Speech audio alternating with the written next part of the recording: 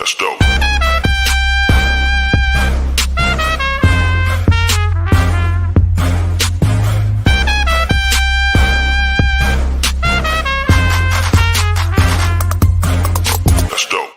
What's up, everybody? For the second time today, I'm setting a world record today, doing 3 live streams. Had to 8:30 a.m. doing this one, and then again later at 1:30. But this is one I'm obviously the most excited about. So this is very, very last minute because I'm just hyped.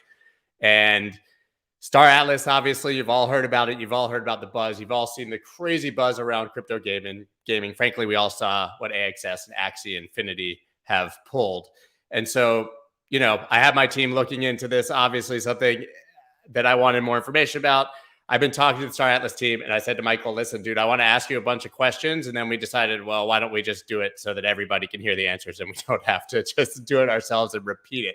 So I really want to welcome Michael Wagner, the CEO of Star Atlas, the man who found the whole thing. And listen, I'm a bit of a tech loser, as you guys know. I'm trying to play the trailer for you guys that they just presented like 5 minutes ago, so we will try that. But first, welcome, Michael, man. Thank you for doing this. Hey, thanks so much, Scott. Really good to be on, man, pulling out all the stops for the last-minute presentation of the trailer. Thanks, man. Thanks for having me on.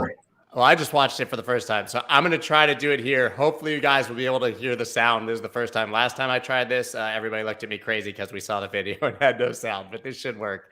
So let me, I'm going to try to go full screen on it here. And here we go, guys. There'll be a 10-second countdown. Let me know if you can hear the sound.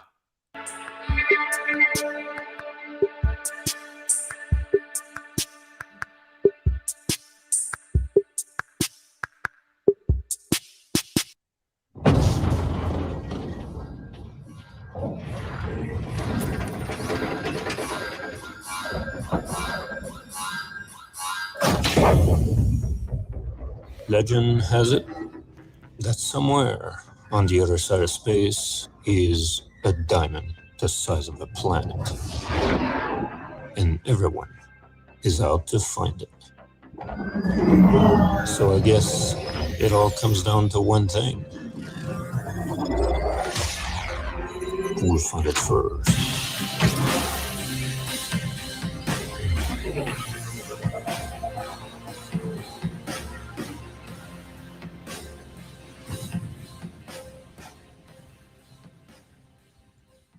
Okay, so that's obviously like Hollywood level production and crazy and gets you hyped. I want to know how you move a planet-sized diamond, but maybe we'll figure that out at some point in the game.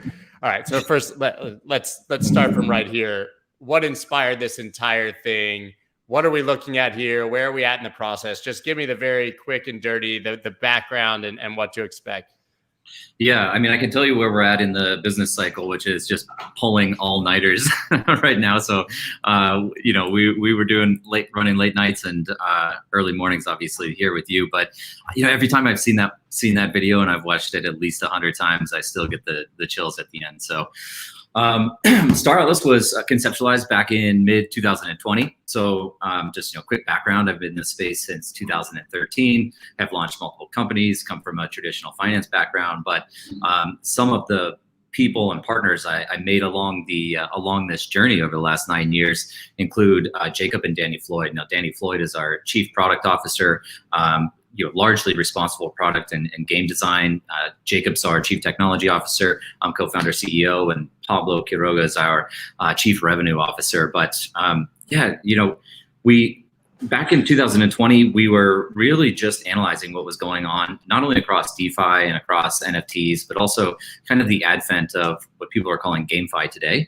But, you know, blockchain gaming at the time, which was still relatively nascent. And we just saw a tremendous opportunity to do something transformative for the gaming industry. And that is to, you know, take this AAA quality gaming experience, in our case, centered around space exploration, territory control, and political domination, and couple that AAA experience with, you know, several blockchain mechanics. So all of the assets in the game are NFTs for true ownership.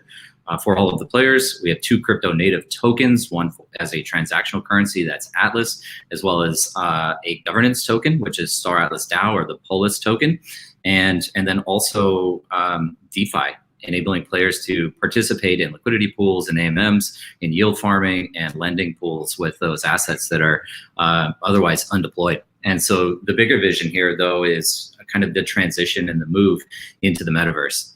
And, in my opinion, the metaverse, which has no real clear definition, is kind of the next generation of web. Everything from e-commerce experiences to social interactions to general economics and even political and government structures, I think is all going to be catalyzed in what becomes the metaverse. So it's been a really wild year for us. We really made our formal announcement in January out to the public. We started with 4 people on the team. We're now over 120 people on the team collectively, which is just massive, massive growth and scaling. And we probably will be, 3 to 4 times that by this time next year.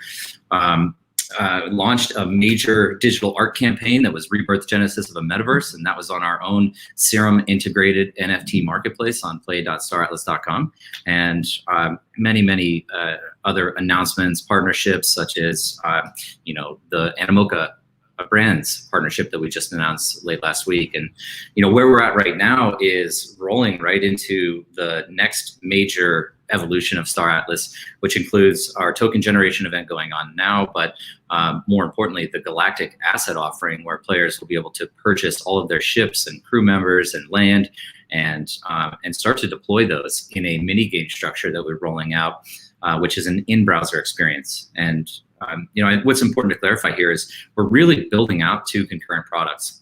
We have an entire engineering team dedicated to this web app, web gaming experience, so people can get immediate use out and utility out of their NFTs. But at the same time, we have a full production team working in Unreal Engine 5, which will deliver that next generation of gaming as the fully immersive 3D gaming environment. So that was a mouthful, but it's super exciting where we're at. Community has been amazing. Growth has been amazing. And just, it's so encouraging to see all the interest out there. Yeah, I mean, I grew up playing like Pong, and then we evolved into Pac-Man. So this is definitely, I remember Dragon's Lair was like the coolest graphics I'd ever seen when that hit the local arcade. So a bit of Stranger Things for me is kind of how I grew up with video games. So this is really astounding to me. I mean, you're really talking about a completely other universe that someone can immerse themselves in, effectively live there, very Ready Player One, right? I mean, that's the vision of this. And I guess you come back for food in the real world and to sleep every once in a while. But for those who don't, I guess, understand, like, what is the key blockchain element of gaming? Blockchain gaming doesn't, I think, quite do it justice or explain fully what this is. Sure. The transformation and the disruption is just in the way that game studios operate today, and kind of the hierarchy of entities involved in the creation and release of a video game concept. And so you typically have developers obviously building the product, but then the publishers are tasked with distributing that out and facilitating sales and making sure it's available on various platforms and marketplaces.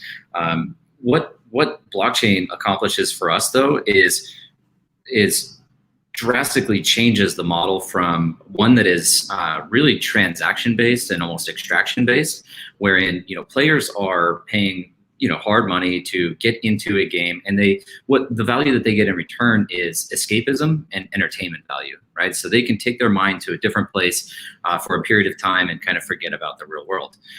But when you start to include blockchain into that equation, it transitions from that extraction-based to a more of a sharing economy and an ownership-based economy. And so this is where NFTs really create the most value. I like to use the analogy of like renting a house versus buying a house. When you're playing a video game in a common format today, that video game is you essentially renting the assets and spending time in that environment. But when you decide to leave, everything stays there, right? You don't get to capture any of that value back at the end. But in our case, if you were to decide that you didn't want to play Star Atlas at some point in the future, every one of your assets belongs in your crypto wallet, cryptographically secured. And so you can turn around and sell those on NFT marketplaces. And then the 2 tokens enable players to really effectuate 2 functions. The first is the play to earn model, right? So within the Star Atlas universe, Atlas as the transactional currency is the financial reward mechanism that players earn for engaging in various forms of gameplay. And so, that could be ship missions and exploring space. It could be owning land and building out mining equipment or building out retail shopping centers. And, it could also be operating space stations and Dyson spheres and any number of activities that, players can isolate and specialize in. There are so many career potentials within Star Atlas and within the metaverse that it's just mind-boggling. And I've made a bold statement that I think the metaverse itself, whether it's Star Atlas or some other, will be the largest job market the world has ever seen, just because of how many opportunities will exist and how it tears down geographic borders.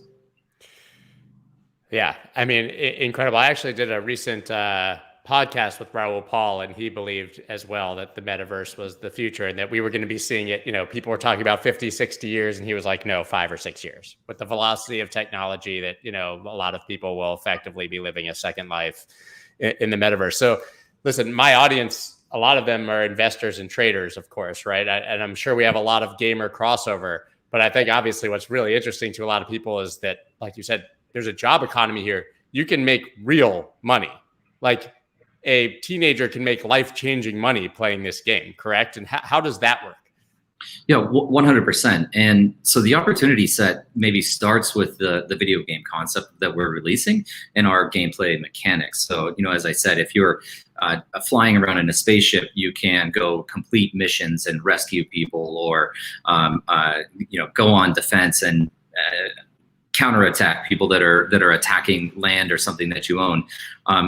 But the point of all of the mechanics is that there is some financial reward at the end, and that's either through Atlas being distributed directly for completing missions, or in the case of our mining gameplay loop, it allows players to extract, or they can use that as input materials in the supply chain, ultimately to refine that material and even craft new NFTs for themselves. But at the end of each one of these equations is the ability to sell that either into back into the Star Atlas NPC market, which is essentially us buying it back from the players and emitting Atlas over time. Right. And so we have a distribution or emission curve behind Atlas that will allow players to engage in a number of activities and earn for doing so. One part that I think is really compelling, though, and it is how we are introducing the governance structure into Star Atlas. And we're doing that through this Paulus token, which has a hierarchy of kind of functions that start with this external DAO. And that will guide and drive development decision-making going into the future. So looking at things like asset release schedules or feature requests and feature releases, and even economic decisions. So with Paulus, players will be able to determine in the future how the metaverse itself evolves and grows. And that might even mean that there's a future without us as the monopolistic team behind the creation of it over time. So when you talk about how do players make money, it's virtually limitless opportunities, because they can engage in our gameplay mechanics and we have distribution curves, or they can come up with their own unique, innovative ideas, contribute those back to the metaverse, and find unique paths to extract revenue from other players in doing so. So the video game itself is really just the tip of the spear, and it's how we get the initial users, and then it's about creating this really robust economy across the metaverse. Michael, I don't know if you're cool with this, but I want to ask the audience to start posting questions so that they have direct access to you and can kind of get answers to the questions they have, because they're probably much more savvy than I am here. So guys, go ahead. Yeah, post questions and I'll try to get to some of them. So I want to ask you then, you must be really excited seeing what's happening with CryptoPunks and apes and penguins and these sort of scarce assets being flipped. So I'm assuming that you can buy a ship early, trick out your ship, go back, sell it for, a 10, 50, 100x, take that money into the real world, respend it in the game. Is all of that possible? It is, and we can't obviously speak to what's going to happen with price appreciation on assets, Sure, but just like any real hard asset, whether it's like real estate in real life or gold or gems, jewelry, whatever, right? If you own a hard asset in reality, the same dynamic will exist within the virtual universe. And we are going to see the lines blur between this digital space and physical space over time.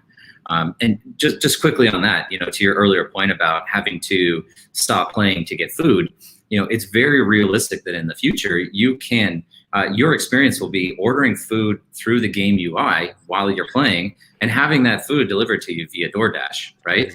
And this is what I'm talking about, disrupting e-commerce, where Nike, might have a presence in the metaverse, and you're shopping for your shoes in VR. You can purchase those shoes and have them delivered to your house. And hey, if you do it this week, you also get the bonus NFT item, which you can equip on your avatar, right? And so it's this like intersection of physical and digital is going to be really incredible going into the future. One question, is it Mac compatible? LOL. So the mini browser or the mini game will be, because it's just an in-browser experience. So if you can load up Chrome or whatever your favorite browser is, you'll be able to play the mini game.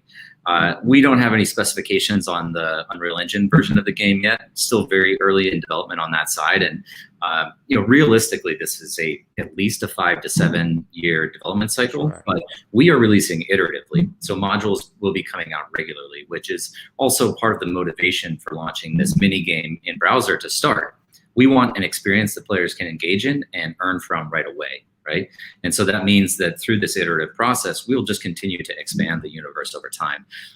But by the time we get to the end of development on this game, the computing hardware landscape is going to be probably considerably different. That makes sense. Is Paulus a nod to the 100? I think that's a show. It is not. Yeah, it is a show where they throw 100 kids out of a spaceship onto like post-apocalyptic Earth and let them fend for themselves against the natives, I think. No, there's really just like a very subtle nod to, the one percenters. We all remember kind of the Wall Street movement. And so the reason that is the case is Atlas has 36 billion units that we minted that will be circulated over time. Paulus has 360 million units, 1% of the Atlas supply. And those are the people that are the governors of the universe. So throwing a little bit of a twist on there, but in reality, we think that Paulus and the DAO participation is going to be far more democratized than systems that we see today. Awesome. What was the greatest challenge when balancing tokenomics within the game's economy? I mean, we've been working on tokenomics consistently for a year and refining and tweaking. And the truth of it is, even what we have proposed right now is probably going to require quite a bit of modification over time. Until we see it effectuated within the game, we won't know if it really works, right? It's kind of trial and error in many cases. But what was probably most difficult about it was that in order for play-to-earn gaming to work and be sustainable and perpetual, we really need a circular economic system. And this kind of goes back to the comment about being extractive. A lot of the models that are being developed for GameFi today are purely extractive and inflationary, wherein tokens are minted, they're distributed out, which provides the liquidity and subsidy to bootstrap user adoption. But at some point in that process, you need to enable players and individuals and creators to have an opportunity to come back and contribute value of their own. And so that's our vision for the future, is through decentralization, allowing more people to participate in the creation and evolution of what we're building.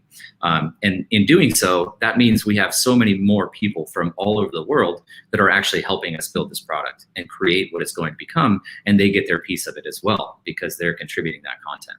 So that's the part that's difficult, is making sure we can balance out and keep this economy sustainable in the long term. Is there like a central bank or the Fed sitting on some planet printing money? That would be a feature of the game. It's funny. It's funny you say that. So we just released our game economics and tokenomics white paper on the 17th, and we actually described the path to decentralization, where initially it very much is kind of like a central bank model, right? We need kind of autonomy and complete control over the way the economy functions in the short term, both so we can create, develop, and deliver this product that we have envisioned, but also because we need to be able to modify the economics over time. And if we open that up to the community too early, then it leads to too many variables that are outside of our control. So over time, though, it moves from that central bank model into a more decentralized, and then fully algorithmic driven economic model. What is the release date of Star Atlas? A lot of questions here. Yeah, that's a great question. So roadmap ahead is right now we're in the middle of the TGE.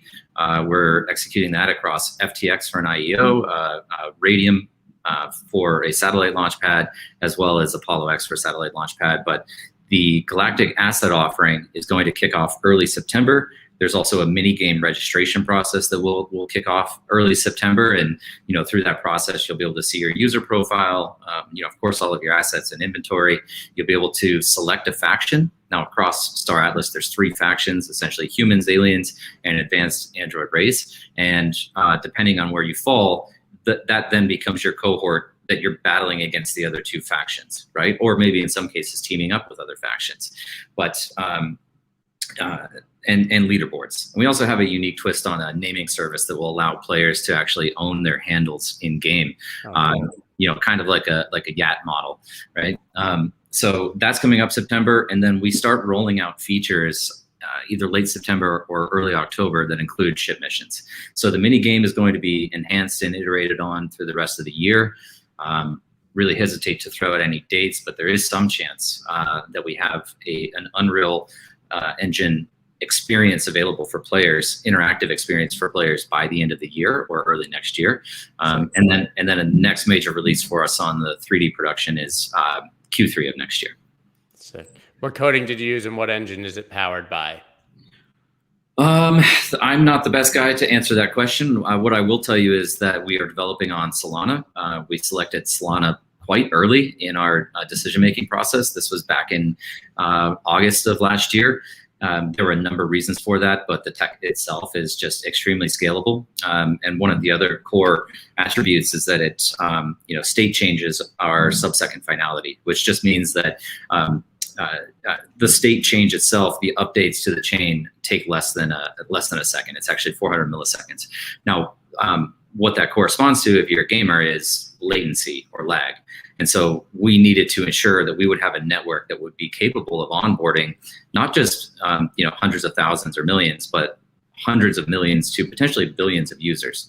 Because the full scope and breadth of this is that we can completely disrupt the way the global economy works and provide opportunities to people from all over the world to earn a better standard of living than they can in their local economy. And we're actually seeing that take place in real time through Yield Guild games and what's going on in Axie right now, where developing nation countries, Southeast Asia, Philippines, where YGG is based, Africa, Latin America, South America. These are all great audiences to bring into the metaverse because we can really distribute labor, and it just matches production and labor very efficiently in this virtual world without geographic borders. So anyway, we selected Solana because of the scalability, because Project Serum was involved, because it obviously had the backing of FTX and Alameda Research and the whole crew that is SBF, and we think that was a fantastic selection. And Solana is built in Rust, so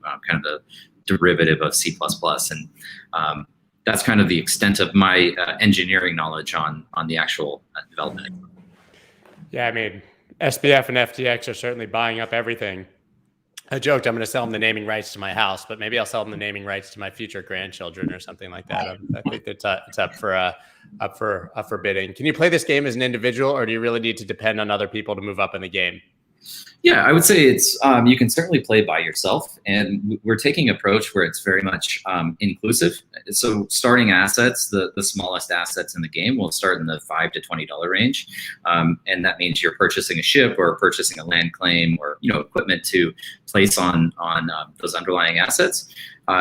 And of course, you can grow and progress and reinvest back into bigger and better assets and move yourself through the Stylus metaverse. But really, my thought is that it's going to be a much more enjoyable experience if you're doing it with other people. Sure. And you're also, the social aspect of this virtual world is going to be attractive to people that don't even care about playing the game.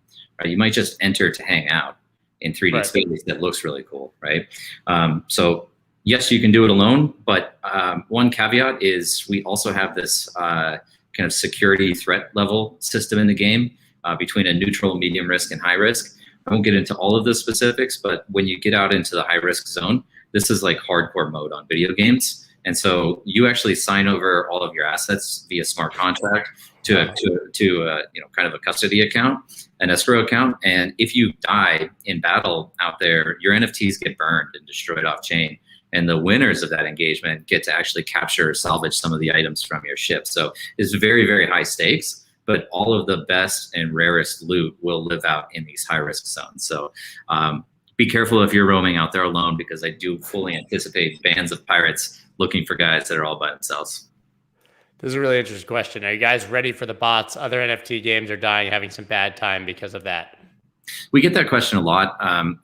The way we design the economics really disincentivize bot-based behavior, not because we're really concerned about bots, but you can actually more efficiently move through the game system if you're operating under a single account. So possible, sure, but we also have a lot of mechanics in place that limit the amount of, say, inflation or emission or ability to complete missions based on kind of decreasing reward structures over time. And so, we are certainly thinking about the ways that players will or can exploit the economics, but we think we have a pretty good structure in place for now. Of course, if we are wrong, we always have that opportunity to change and iterate and make sure we're delivering a fun gaming experience for everybody. Any chance of the coins getting listed on Binance or only on Apollo X and FTX exchanges? Again, I can't really speak to that. The exchanges do what they want to do. So I'm sure if Binance thinks we're attractive, they'll list us.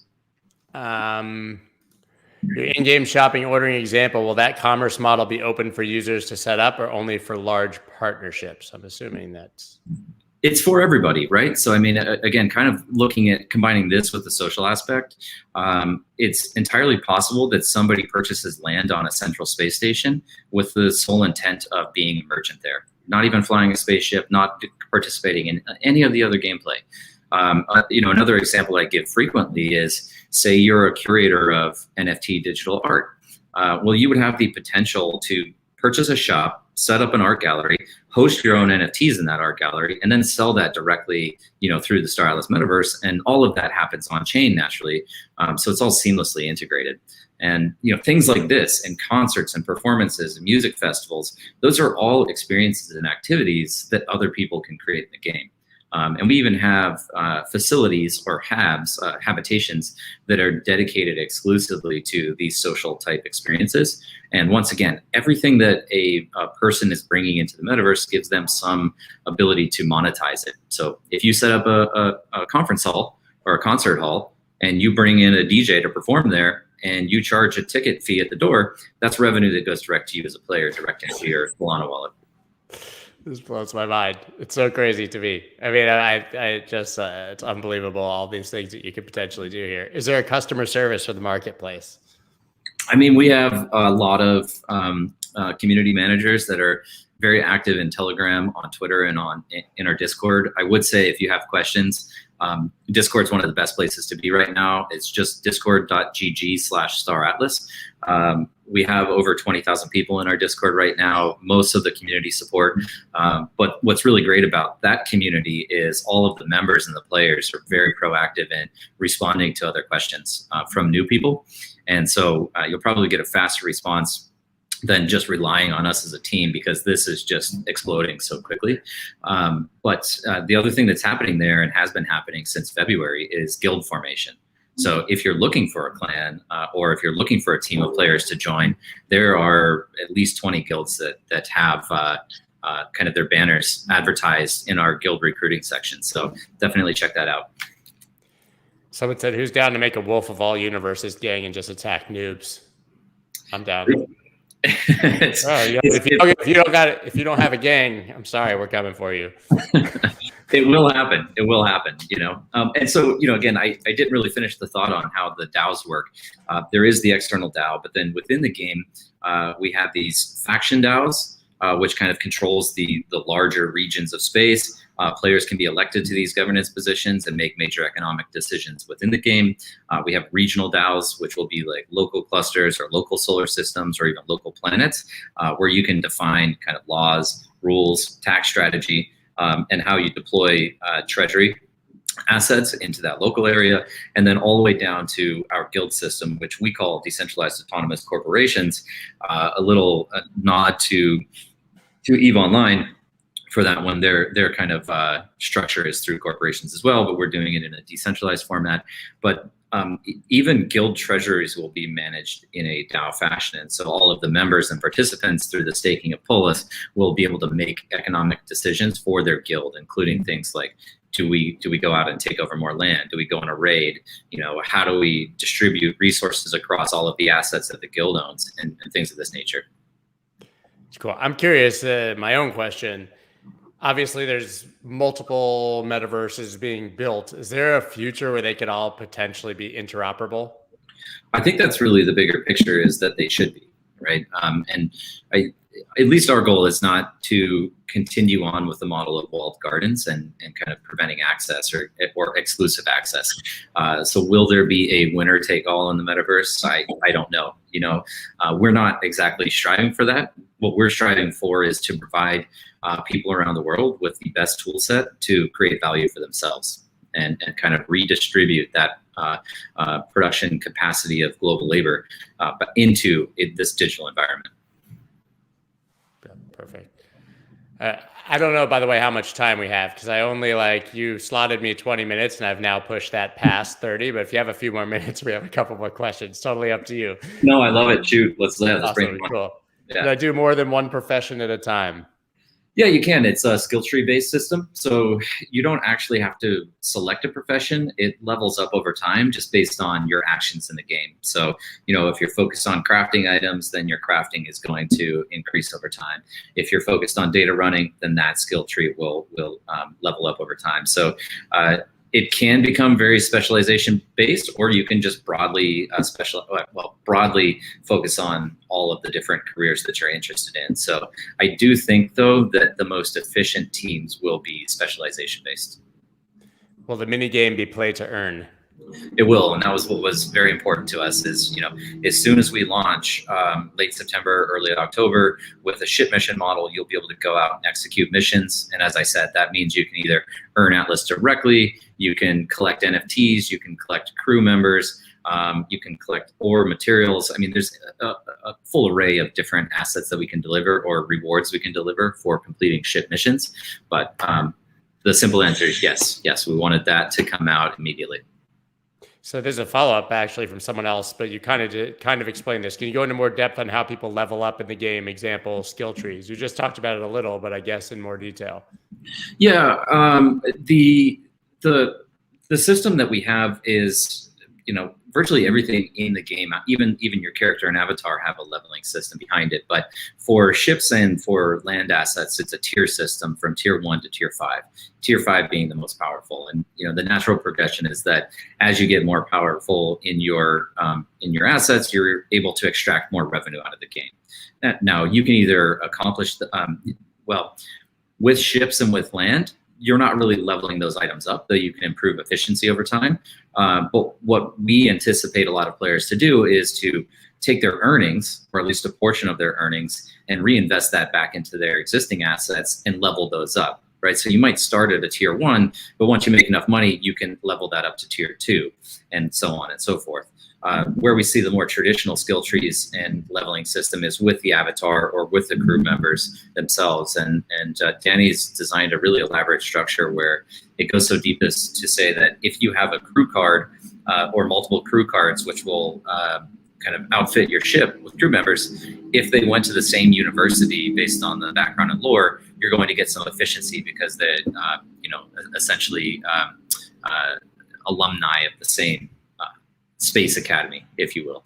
So not sure if that fully answers your question, but essentially assets leveling up via reinvestment. It was clear to me, and I generally had no idea what we were talking about before this conversation, so that makes sense because I've never played one, so I don't know about skill trees. So will there be staking for the tokens? Yeah, there will be we have some really nice mechanics coming out that provide utility for staking both Atlas and Paulus. Atlas, I don't want to reveal just yet. We'll talk a little bit more about that in a future announcement, but Paulus staking is what really gives you the governance rights in the DAO. And so not only do you have the ability to submit proposals, vote on the future direction of the game, within the game, participate in that political strategy element, but you'll also pick up additional Paulus over time. And one of the really cool things about our DAO is that all of the economic kind of activity within the metaverse itself. So like to some extent you have to divide between what's happening in physical reality and us selling items into the community, and then this new economy that's forming inside the game or the virtual world. All of the activity there and all of the operating costs, which are based in Atlas, are essentially captured by our development NPCs, or non-playable characters. That Atlas that gets captured by NPCs actually flows directly into the DAO. And then the DAO gets to determine, do these get distributed out to the stakeholders? Do they get reinvested back into Star Atlas Design Studio to continue building the game? Do they get burned, or do they get injected back into the metaverse economy to incentivize new user growth and adoption? And what all of the Paulus stakeholders should be incentivized by is growing the in-game economy as much as possible. Because the more economic activity that takes place, the greater the effective kind of overall revenue into the DAO. Can we use MetaHero to scan ourselves in the game? Is that really a thing? Like you can be yourself? I can't say I've seen that one, but we are building an Unreal Engine 5. I don't know if it's compatible with MetaHero, but I wouldn't be surprised if it was. Well, that's not the one I want. Will the mini game be playable for everybody? I think you somewhat addressed that it generally will in browser, right? So what do we need to get in the game? Web3 Wallet, Phantom, buy, hold, stake tokens. Yeah, so we're building on Solana. Phantom's a great wallet. I mean, there are probably 10 or 12 options on Solana right now. I like Phantom a lot because of the features that they're rolling out.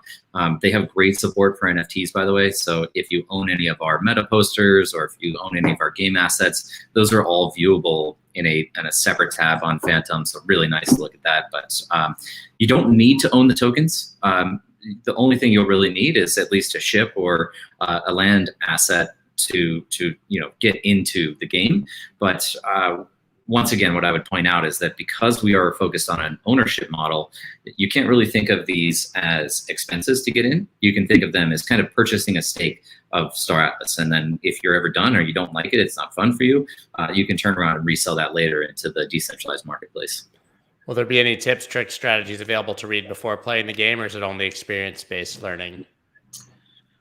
We will be releasing documents over time. One of the clans that are in our Discord, Aphia, actually created a wiki as well, with a lot of information about all of the interviews that have done, all of the documentation, all of the questions we've answered across channels. So that'll be available. And then also, we certainly want to make sure the players understand how to navigate the game mechanics. And so once we get into the in-browser experience, you'll see pop-ups and tooltips and things that instruct you on gameplay.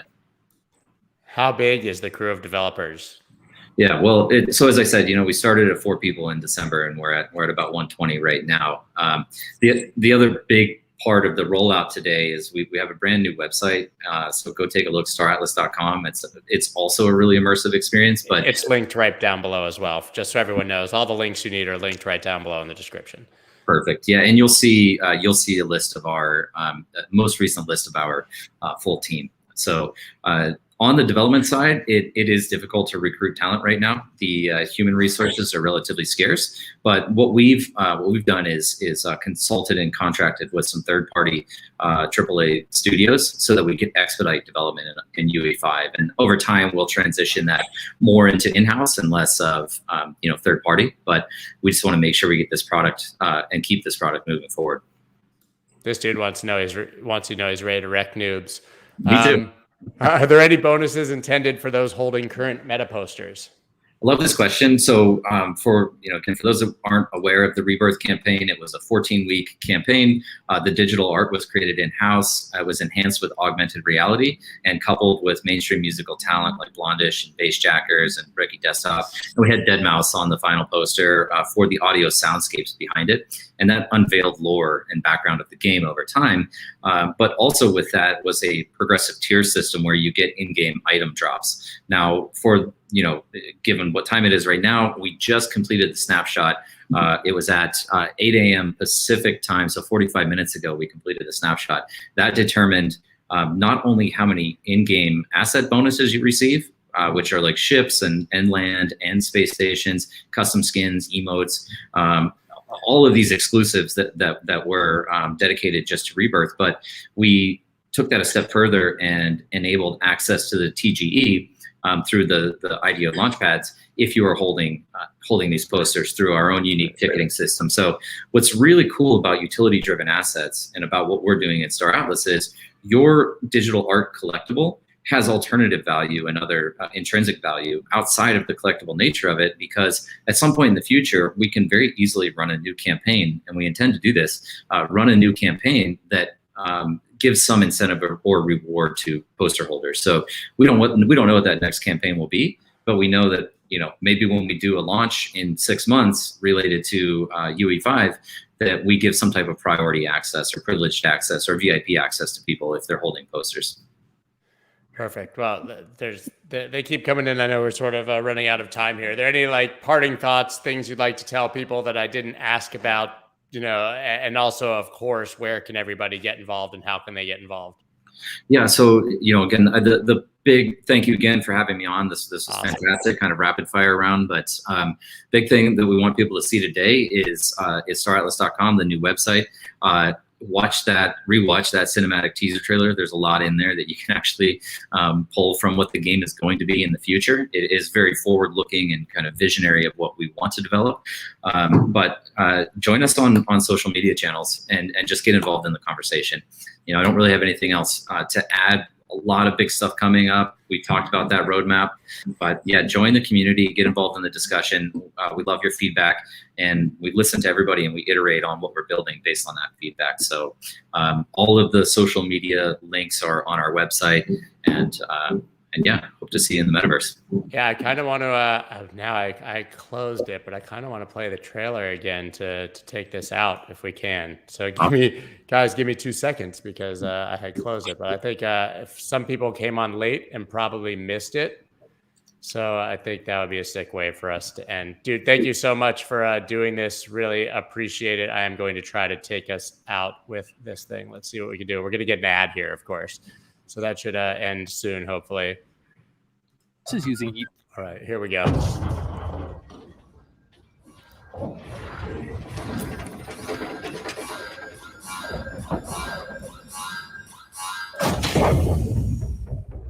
Legend has it that somewhere on the other side of space is a diamond the size of a planet.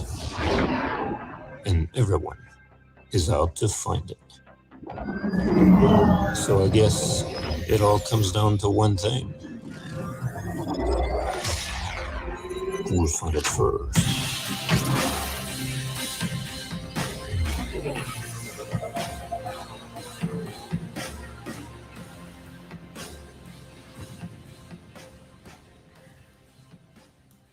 So absolutely sick. Guys, I want to thank Michael for being here. And also, you guys can check out everything they have going on down in the description. So if there's anything we talked about, if you want to follow up, check out all the links, join the community. That's all down below. And once again, I know you've looked at my ugly mug enough times today, but I will be back at 1:30 p.m. Eastern Daily Time, EDT. Every time I say EST, somebody tells me that I'm saying the wrong thing. So that's it, guys. Thank you so much. See you in a few hours. Peace.